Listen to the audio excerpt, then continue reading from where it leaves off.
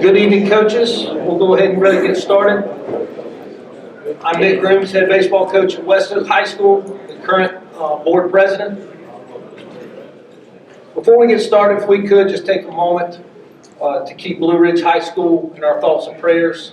Thought it'd be appropriate just to have a quick moment of silence as we remember their lost player.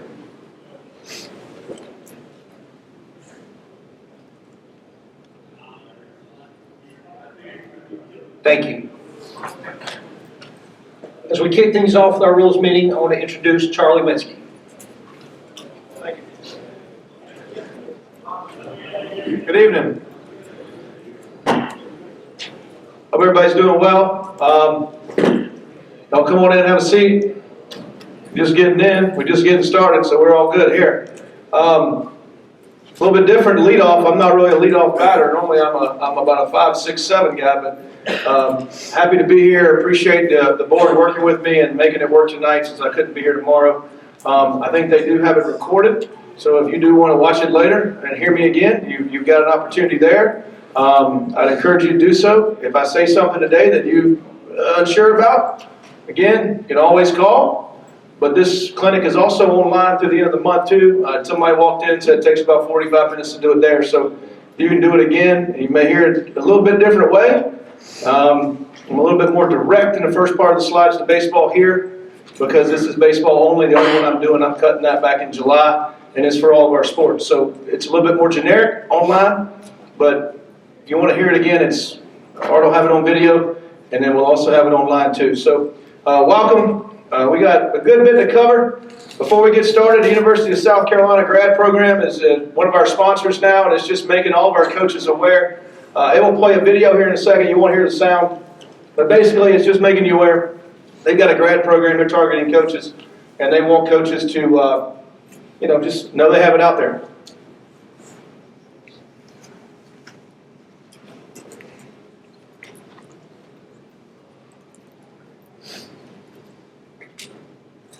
And that's how good the program is, guys.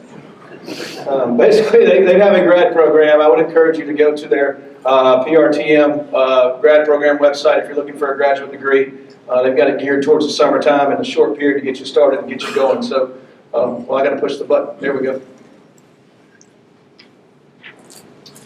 Medical info, nothing's changed here. 5 approved healthcare professionals to return a kid to play if they show signs and symptoms of a concussion.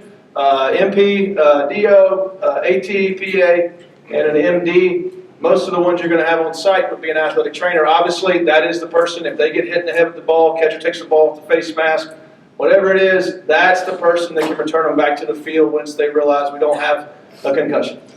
In absence of one of those there, official says, hey, Tom, I think this kid's got a concussion.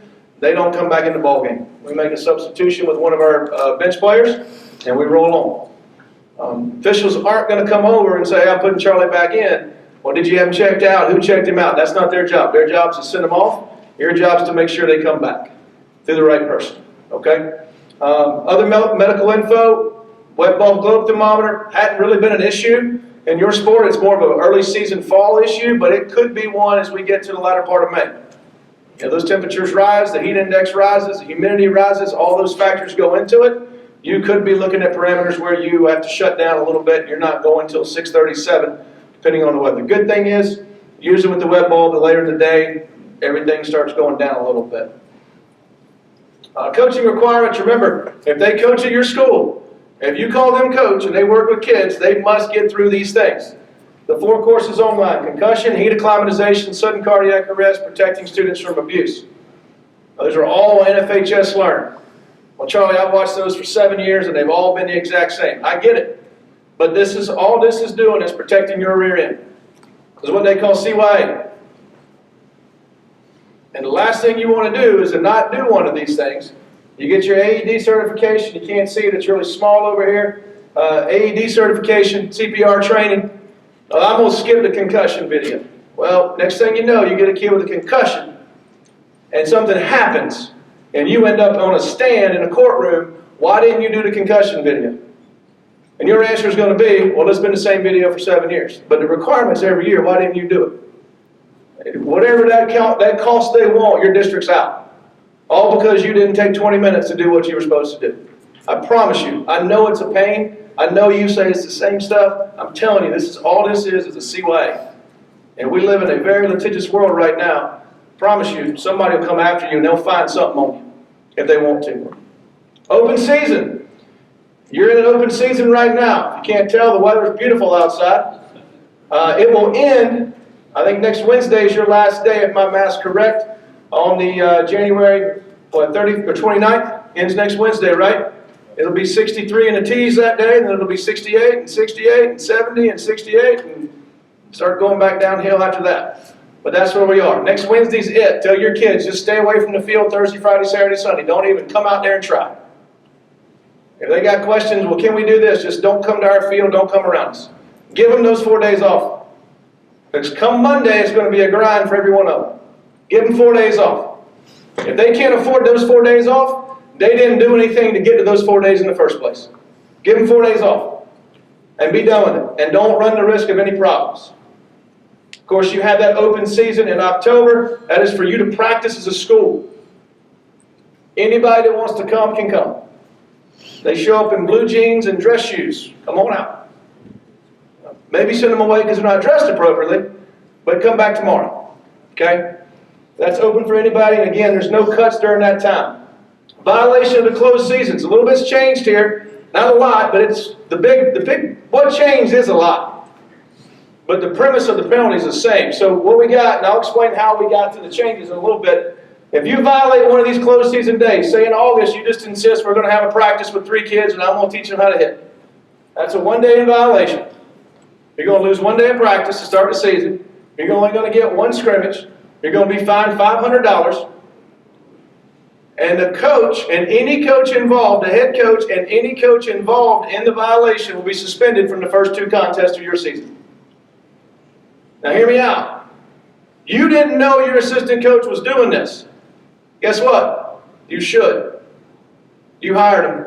You put him in that position. You better keep tabs on him. I didn't know my assistant coach was doing it. This is what we're going to apply. You'll have to appeal that to the next group above us. I don't have the ability to set this aside. You do it 2 days, it's going to be a $500 fine per day. So we're at $1,000 now. 2 days, practice gone. You don't host any tournaments, jamborees. You get 1 scrimmage, and you're the road team for every playoff game. So you host a spring break tournament every year. And your head coach and assistant coaches involved are suspended for the first 2 games. So you host a spring break tournament every year. You have 2 days in violation. You're not hosting it this year. Somebody else can host it. You can play in it, but you ain't hosting it. It won't be at your facility, and you won't be in charge of it. You're 24-2, #1 team in the state. USA Today thinks you're #5 in the Southeast. You are on the Greyhound going to every baseball game the rest of the year once you hit the playoffs. No matter how good you are. But we kept winning. You're on the road. State championship. Think about this now. State championship. We do home, home, neutral. You will be road, road, neutral. 2 days would forfeit you a home playoff state final. Is that worth it? We all know in this sport, 2 days, you aren't going to make Hank Aaron. You're not going to make Roger Clemens. And you're not going to make an all-region player in 2 days. You may not make a kid good enough to make your team that wasn't going to make it in the first place in 2 days. It's not worth it. It's not worth it. 3 days in violation, $500 a day, so you're $1,500. 3 days of practice in the beginning's gone. Don't host anything. You're not the host team in the playoffs. You're on the road in the playoffs. And the head coach and any assistant involved are suspended for the first 2 contests. But the kicker here now is you don't go to the playoffs for 3 days. You don't even go. You're out. You're out. So how do we get to where the coaches are involved? Well, here's how we got to where the coach is involved. Day 3's got an option. So what we've always done is when a school violates this 3 days, what they always come in and appeal is, woe is me on our kids. Our kids are being punished for our adults. Have mercy on these 18-year-old boys. These adults are the fools that made the mistake. Please don't take their playoffs. This is all they have. I wish we could do something to our coach. Well, what people don't see is on the backside, before we even get in that public forum, we've already asked the school, what are you doing to address your coaches? Well, we called them in and we talked to them real stern and we put a letter in their file. And it'll never happen again here. Oh, that's good. But that ain't worth getting your kids the playoffs back. Well, that's just all we can do to them. So after 3 or 4 years of that coming in and being the appeal, the executive committee said, okay, well, since they don't want to create their own option, let's give them an option. So now, if you have a 3 days in violation, we go back to what it says here. Teams out of the playoffs, all the other above, teams out of the playoffs. School don't like that. We want to give our kids the playoffs back. So here's your option. $1,500. Can't host anything. 3 days of practice gone. We're going to give you the playoffs back, but you're going to be the road team. But here's the kicker. The head coach and any assistant involved is suspended from the first 50% of your scheduled regular season and the entire playoffs. So what that means for you is you'll basically coach games 14 through 26 and then tell them, hey, it was good. Y'all have at it the rest of the way out. I appreciate y'all holding it down until I got back. I don't know much about your districts, but I know a lot of districts I work in would say, I don't know if that quantifies as us paying you to coach this team anymore. And you can coach them in practice, but you're going to miss the first 13 games. We're going to grab your schedule and say, all right, you got 26, here's 13, you can't, your assistants can't be a part of, find somebody else to coach it. You can come back 14 to 26, and the playoffs hit, you're out. That's your option. You want your kids back? Here it is. Since this went in last July, we've had nobody get to this point, surprisingly. When it starts to hit you in the head, it becomes more important that we pay attention to what we're doing. Any questions? Allowable starters rule. You have 9. You start the game with 9. Yes, I understand if you have a DH, you got 10. But we're talking about what starts on the field. You got 9 on the field. You're the home team, you got 9. That's what you start with. This is in the outside of your season, outside of May, June, and July. August, September, October, November, December, and January. These are the only months that you're worried about it. 6 months a year, you got to be worried about it. And let's back up. January, December, November, you're probably not real worried about doing much baseball team stuff anyway. So 3 months, August, September, October. That's the 3 prime months where this is going to get broken in your sport. You got 9 players as a coach that you can work with on an outside team. Those 9 are 9 that dressed for a varsity contest the previous school year. So let's fast forward it to August. Let's get to August of 2025. Anybody who dressed for a baseball game on the varsity level in 2025, from now to the end of May, is going to count towards that 9. They set in your dugout in uniform, they count towards that 9. You got 9. The same 9.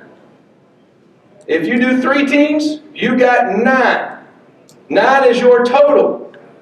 Period. End of discussion. If you were supposed to have 9 on Team A and 9 on Team B and 12 on Team C, we wouldn't have a rule for 9. We'd say just put them all on one and coach. You got 9. I take 9 from the varsity, and I take 6 from the JV. I got 15, and I'm in a DP fall league with 15 of my kids. Does that make sense? Question comes, well, I got 14 returners. How do we make that work? I got an A coach and a B coach. A coach takes 7, B coach takes 7. All 14 are taken care of. We have 6 JV players here and 6 JV players here. We have 2 teams. A coach stays with this team at all times. B coach stays with this team at all times. Does that make sense? Practice games at all times. I get sick as B's coach. Hey, coach, come fill in for me. When he does, now we've gone from 7 to 7. We're at 14. That's greater than 9, right? We have broken the rule. We are in violation. The problem with this rule, it says when you violate it, you may be fined up to $500 and your team is placed on probation. What it doesn't give you is that last option we went back to and went over is this. Well, cut me out. It doesn't give you this option. It says you are on probation, which means you don't go to the playoffs. And now you have to come appeal your way back in. So, before you start an outside team, pick up the phone and call. Make sure we're doing it right. Don't rely on a friend. Friend don't always know. I can promise you, that friend ain't going to be standing by your side when you are 12. Oh, you're going to say, oh, I didn't know, I forgot, I don't know why you asked me. I promise you. Heard it a bunch. Any questions? Any questions? If you're afraid to ask it, just call me next week or ask me later. Now, liable starters rule. Understand something. You in softball have something that nobody else has got. May, June, July. Rule doesn't apply. May, June, and July. Rule does not apply. You can coach 30 returning varsity players in May, June, and July. That's what the book says. Don't go advertise it, because they're going to get you changed. But right now, you got the benefit of this. May, June, July. As many as you want. I caution you when you get to May and your team's beat, you're knocked out of the playoffs, we're going to practice tomorrow, boys. We got to have an outside team. You better have an outside team set up, ready to go. If not, you're going to have a school practice. Now you're going to be in violation. Any questions? We go back to the open season. Remember, you go February, March, April, May. June, you can practice by league rules as a school. July, you can practice by league rules as a school. You have all of October, and you have all of January. That's 8. My College of Charleston math says I got 4 months between 8 and 12. We all know that if you read any medical data, it says baseball players need how much time off a year? 3 to 4 months. We got you the perfect window set up to say stay away from it. Stay away from it. Just trust it. Ejections, you get ejected, school submits a report, you will sit 2 games, and you will pay a $300 fine. Those are minimums. Best thing I can tell you, because I did this for a number of years, I still kind of help the girl who, I oversee the girl that does it. Best thing I can tell you, you get ejected, whether you agree or you disagree with why you were ejected. Best thing you can do, and walk off. Worst thing you can do is say, well, let me tell you something. Because from that point forward, you've created a whole other mess. Whole other mess. If they ejected you wrong, if you went out and said, hey, he was safe, he wasn't out, you're gone, coach. Well, we all know they probably should have put you on the bench first. If they skipped that whole step because you just said he was safe, you didn't cuss him, you didn't draw a line in the dirt, you didn't show him up, you just said, hey, he was safe, why'd you call him out? You're gone. Well, we know he skipped a step, right? By rule, he skipped a step. I can put you back in. I can say, hey, he skipped a step, we're waving it out. But if he skips a step and then you lose your mind and go after him and become even more verbal and more abusive, yeah, he did it wrong, but guess what you did after that? You did everything you did to earn that. I can't help you now. Well, that's not right. I'm telling you, you get ejected, whether you agree or disagree, nod your head, turn and walk off. Best thing you can do. Best thing you can do. Assistant coaches, you don't have that ability. There is no first step for you. Your first step is gone. That's it. You leave the base coaching box as an assistant coach and you come down to argue a call, guess what? The second step you take out of that box to argue, gone. No questions asked. They're right by rule. There's one man on the team that has the ability to question an official the right way. And that's the man that takes the lineup card to home plate and hands it to him. He's going to be the acting coach from that point forward. If you send your assistant up there, they're going to recognize that assistant as the guy. Understand that, head coaches. Unless you've got some medical issue or you got clearance to not have to walk up there, that's going to be your guy. And that's the only guy that's going to have that ability to question the officials. Athlete ejection, same thing. send a report in, they're going to get 3 games. They're going to get 3. Our ejections in baseball last year were pretty good. They were down compared to where they were. We got a little bit of the profanity under control. I think it helped that we talked about indirect versus direct last year, but they were a little bit better. Remember, they get 2 ejections inside the year. It's going to be a 2-week suspension. If that encompasses 12 games, then it just is what it is. They picked the wrong time. Timing's everything. Ejected from the playoff, the minimum becomes the next game. That way they don't lose the entire playoff potential. They would have a chance to come back. Remember, coaches and athletes, those are minimums. That's where we start. They can always get higher. I promise you, if you have an athlete that direct shoves an umpire with 2 hands, and the 3 games is the least of their worries. They're just hoping we're going to let them come back within a year at some point in time. Any questions? Most of your ejections in the sport come from the following 3 things. Run through first base, we throw an elbow. We get mad at ourselves, we take it out on the first baseman. The second thing it comes from is profanity. I'm mad at myself and I yell it out, the official hears it and says you're done. And the third one is, that was not a strike, you're terrible, you're gone. And that's become the most prevalent one, unfortunately. Why?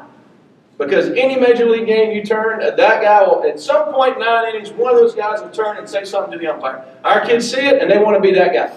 They ain't that guy. When they're getting paid $5 million to go out there and swing and miss on 97, they can be that guy. But until then, they're not that guy. They draw a line in the dirt when they're walking off, even though it's nonchalant. They just made the statement to the umpire, that was where I thought it was. And as soon as they draw that line, the umpire, if he does that, he's well within his right. Just like when you get ejected, when they strike out looking, they need to tip their cap either to that guy or that guy and walk off. Or they can tip it to themselves because they swung and missed 3 times. But it is what it is. But if you're like me, I tell mine, there's 3. Pitcher, you, umpire. Don't give him his chance. If he gets his chance, it is what it is. Move on. Any questions? Behavior, again, education-based athletics. We're not tribal baseball, we're education-based. You are an extension of your school. So whatever happens in tribal ball, just lock it out. This is an extension of the classroom. Question I would ask. Would you allow, we hear this a lot with profanity, other kids. All right, let me ask you a question. You got a team huddle, you're talking about something important, bunt defense. And you ask a question, and the response from the first kid is profane-laced. Are you going to look at him and say, good answer, you're good? Are you going to accept that? Would you tolerate that? If the answer is no, then why would you defend him when he uses it on the field? If they talk back to you using profanity in the batting cages, in the weight room, in the team meetings, during games, if they yelled across the field profanity at you, are they going to get to stay on the field? Or are you saying enough of this, you're coming out? If the answer is, I'm not going to tolerate that, then don't defend them when they use the language. And if you're a guy that says, well, yeah, I'll let them do that, well, then when they use it, we'll just have a discussion that we agree to disagree that they should have been ejected. But we all know that's not going to be tolerable in your program. If you wouldn't tolerate them talking to you or anybody else in your program that way, then don't tolerate them talking to others that way. They want to stay on the field, don't use profanity. Real simple. Keep it clean. Any questions? A couple other things on here that I think are important, especially when it comes to officiating. How you treat them is going to be how everybody else in your program treats them. How your parents treat them, how your players treat them, how you interact with them, that's going to be the same way. If you're constantly badgering and yelling from the dugout from the first pitch, I promise you, your parents will be too. They will be too. And then your program will become one of those that officials will talk, and they do, trust me, you don't want to go over there. You're going to get badgered from the word go. And officials will politely ask their assigner, please don't send me over there. And then you'll be calling the assigner the latter part of the year going, how come I always get bad officials? And they're going to say, because the good ones don't want to come. Because of how they're treated. Don't be that team. Don't be that program. They're going to be bad sometimes. I promise you. They're going to be bad. They're going to be really good sometimes. Sometimes, and I've been there. I've been in your shoes. They walk through the gate and you go, oh boy. This is going to be interesting. You've all been there. I know it. And sometimes they walk, and sometimes they exceed your expectations. They're actually really good that night, and you're surprised. And sometimes they walk through the gate and you're like, yes, and they don't meet your expectations. But for some reason, we give those guys a pass that one time. Understand, they're doing the best they can. Our signers are doing the best they can to get people. How you treat them will be how your parents treat them. Set those expectations early. We don't want to be the program that is known to badger the other team and to badger officials. Be respectful. That's how we want to be known. Set the tone. How can you help with our athletes? Everything on here is passed except for 2. We have a February captain's course on February 13th. I encourage you to reach out to your AD and say, hey, I want some of my kids involved in this, if they haven't been already. And the other thing we've got is Live and Clean Week, March 17th through 21st, where we're shooting for no ejections at any level or any sport that week. That's easy in your sport. We keep our mouth shut. We don't maliciously contact anybody. It's going to be real easy in baseball not to get ejected. Often we get questions on how does this work? What we do as a league, we send emails directly to principals, AD, superintendent, the decision makers at the school level. It's their job to get it all down to you as coaches. Trust me, if you got all the emails that I sent out to the schools, you'd stop reading emails that came from Charlie. And then that one time something was in there important for you, you'd miss it. That's why we get it to them, so they can filter through and get to the right people. Every now and then we get stuff to them. I can't even read that. We'll just skip that one right there, right?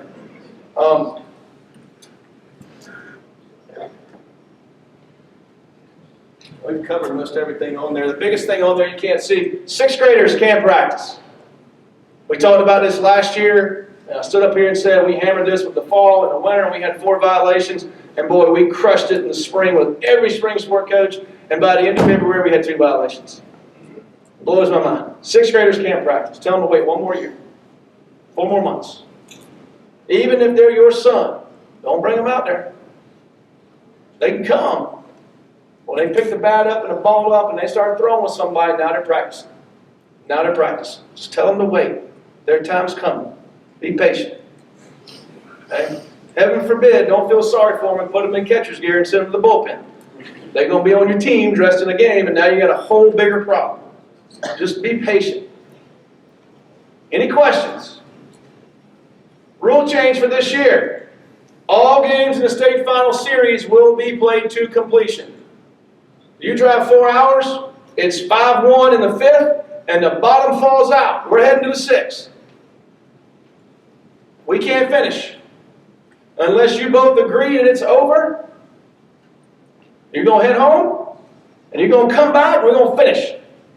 Or y'all can agree to finish at your place the next time y'all supposed to do it. The final 3 games, you will play to completion. Weather will not be able to interrupt those. We've dealt with this last year. 2 years ago, we had a proposal to make every playoff game do this. And I made the statement, boy, I think we've had 2 problems with this in 7 years. Well, last year we had 5 problems in 1 night. And it was not a fun night to tell somebody, hey, your kid's season's over because you were down 2-1 after 5. And I know you had a guy on in the 6th, but I'm sorry. It's it. So understand that's what the rule says. Once you get to that threshold of 4.5, if the home team's leading and it falls out, we're done. Whether it's 1 run or 10 runs. And any inning after that, once we get through 5, that 4.5, the home team's hit. And now you're in that clock mode of where we are. So if you've got a 70% chance of rain coming, you may want to say, hey, let's go tomorrow. Because once you start and you move quick and you get to 5, don't know what's going to happen. And it says it right in the rules and regulations under baseball. Spells it out. If this, then this. If this, then this. Can't ignore it. And it's unfortunate, but I can't set that aside. So our fear was we get to the state finals and somebody loses the state championship 1-0 because we played 5 and the bottom fell out 4-6, and that's it. And you're state champs and you're out. So the executive committee said, hey, we will play every state championship all the way through. Any questions? Run rule still apply, right, Charlie? Yes. Run rule, pitch counts, everything still applies. If you're up 15 after 3 in a state final, that's it. Yeah, I had that come up last year. Somebody asked would they apply. I said absolutely. Absolutely. Before you get to the playoffs, every year we send out a memo to the ADs in the spring reminding them what constitutes a game. Where it is in the rules and regulations. Read it. Read it, read it, read it. It's for the regular season too, but it's imperative you read it for the playoffs. Rule changes last year, remember we amended the pitch count, rule number 3, 2 ways. First way, if you throw on a Monday and you're eligible to throw on a Tuesday because you threw 30 or less, and you throw Tuesday, then Tuesday you have a max of how many pitches? 75. Whether you threw 1 or you threw 30, you got 75 on Tuesday. That's it. If you throw Monday because you're eligible to throw again on Tuesday, you throw Tuesday, you have to sit Wednesday. Kid threw 3 pitches on Monday and 3 pitches on Tuesday. He has to take Wednesday off by rule. Any questions on that change? Listen, our system's set up that if you put it in that night or first thing the next morning, it will tell you who's eligible to pitch that night and how much.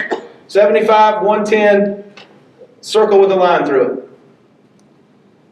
Exactly what it says. What baffles me when we get to pitch counts is, again, last year, we get 4 games deep in the playoffs, and the school calls and says, hey man, this team I'm about to play hasn't put anything in all year. How does that happen? How do you go through an entire season of region play and nobody's called you out and said, hey man, you haven't put a pitch count in all year in playing HS? How's that happen?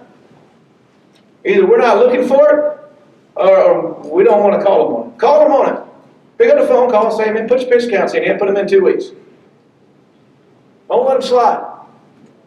It's in Game Changer. Game Changer is not where it's supposed to be. You can use Game Changer, but it's supposed to be in big teams. Put it in big teams. You put it in big teams, everybody can see it.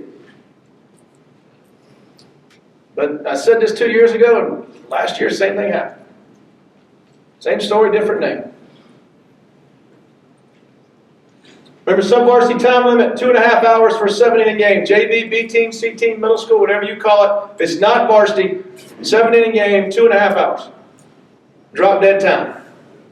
No new inning will start after an hour and, 45 minutes? Is that right?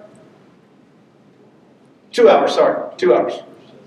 So we play for 2 hours, we're at 1 hour and 58, we're going into the 6th, we'll keep playing, but at 2.5, we're done, drop dead. The only thing we will consider, and officials should consider, is that we'll allow that batter to finish batting. We'll allow him to finish batting. We don't want to just say, hey, ball game, kids at bat's over. We won't let that batter finish. That doesn't mean some of them won't, but that's the idea behind it. Remember, sub-varsity is given an extra hitter. That is an extra hitter that is in the order to hit. That's not substituted on and off the field. You basically are saying we're going to bat 10 in our order. You can sub from an offensive player from the bench, but if you put somebody in that as an extra hitter, that's all they're going to do that night's hit. They don't just tell them to put their glove away. They can't go in the field under any circumstance. Wilson balls in the playoffs. Remember, we've talked about assistant coach, pitch counts verified, put in the big teams. We talked about that. First baseman obstructing runners on picks. I saw this a lot towards the end of the year, over the summer, and some other arenas. What's happening is, and this is taught, folks, what's happening is that first baseman is sitting like this with the bag behind him, and the ball comes in and they drop and they go to tag, and they completely block their bag with that foot. That's obstruction. When they block the entire base and the runner diving back in to get to it, that is obstruction. The official by rules, and that's obstruction, and guess where that runner's going? Second base. Second base. All because we were trying to keep them close. All because we want to disrupt this time. It's being taught. It's being taught. Unteach it. Unteach it. Good umpires are going to see it. You're going to get burned. Bad umpires are going to miss it once or twice. First time they're going to see it and say, did I see what I thought I saw? When it happens again on the next pick, they're going to bust you on it and send it over. You're going to be furious. Why is he getting second? You're going to know why. It's obstruction. Any questions? Rule changes. This is a National Federation rule change. This really isn't a rule change. This is more of a rule language change to something that we've been allowing to happen for a number of years. What the rule said or used to say is, from the knob of the bat on a wood bat, you had 18 inches from the knob up to put pine tar, resin, whatever sticky substance you want. But what the rule used to say, prior to this year, was on a metal bat, you had from the knob of the bat to the end of the grip. How many kids did you see with 4 more inches of pine tar? Everybody. Now that's legal by rule. We weren't applying the rule, but now it's legal. Any questions? I would encourage you not to be that guy to say it's 18 and a half. If it's close, it's close. If it's up the barrel, it's up the barrel. Let's call them out on it. But we've been doing this for 5 or 6 years. We weren't allowed to by rule. Now that the rule changed, don't be the guy that has to say, I think it's a half inch over. My encouragement. By rule, you'd be right. This is just saying the same thing I just explained to you in layman's terms. Forfeited game. This is nothing new. The official has the ability. It used to say for the spectators too. But what they're clarifying now is that a coach or team personnel, basically if you refuse to comply with what they're asking, they have the ability to say, this ball game's over. We have not come close to having this problem in South Carolina. We shouldn't start. But if you're refusing to comply, coach, you're out of the ball game, leave. I will not leave this field. You're not going to make it. Eventually he will, because the ball game's going to be over. What I've asked our directors to do is a very simple step process. Coach, leave the field. Player, leave the field. Do what I'm asking you to do. They refuse, I'm going to warn you. Listen, you don't do this, you're going to force me to forfeit this game. Still won't go. I need to see the game manager. Who's in charge? Coach, administrator, principal, AD, if this person won't do what I've asked, I'm going to forfeit this game and you have to deal with all this crap and the game will be over. Listen, you're up 7-0 and you refuse, he forfeits, guess what? You've lost. You've lost. And then, and only then, if you still refuse, is it a forfeit. If it ever gets to that point, don't even call and state your case. Don't even call and try. Officials aren't looking to forfeit games. This is just giving them the ability, when you refuse to do anything that you're supposed to do, to have that tool in their belt they need. Any questions? Again, remember, you forfeit, you lose. You don't win. Authenticating marks, a point of emphasis. There's 2 on there now. The Federation may have a different mark because they've changed their logo. Remember, you got to have that NOXI standard on there too, and the Federation logo. Pitching positions, the point of emphasis from a couple years ago. Remember, you got 2. You got the wind up and you got the stretch. Wind up or stretch, and it's all predicated on the pivot foot. That pivot foot is the foot that's engaged with the rubber. If it is on or in front of and parallel to the rubber, we're in the stretch. Which means the pitcher must do what? He must pause. There must be a pause. If that foot is on the rubber and perpendicular to the rubber in any way, shape, or form, we're in the wind-up. Which means once he starts, guess what he can't do again? He can't stop. He can't stop. So all these guys like to knee lift and pause for 5 seconds. Guess what? If they're in the wind-up, by rule, that's a balk. That's a balk. By rule. Any questions? Haven't had a problem with this. I don't think. Bench decorum, use of props, point of emphasis. Look, props stay in the dugout. You got a home run prop, keep it in the dugout. Use it over there. Don't bring it to the plate. Don't bring it to the plate. Keep it in there. Again, education-based. Remember catcher's communication. The catcher can wear the earpiece for the purpose of calling pitches. That comes from the dugout. Any other player that gets an earpiece and you're using it, or any item similar, is going to be a violation. Now, I don't want to hear what North Carolina's doing. North Carolina's doing an experiment to the Federation. You may go to North Carolina and they may be using it. That don't give you the green light to do it. That don't give you the green light. They're using it as an experiment. Doesn't mean the rule's going to change. They're testing it out. South Carolina, we are under Federation rule. Catcher's got it. Legal equipment, first time, it's gonna be team warning. Second time, any player involved in the coach, gone.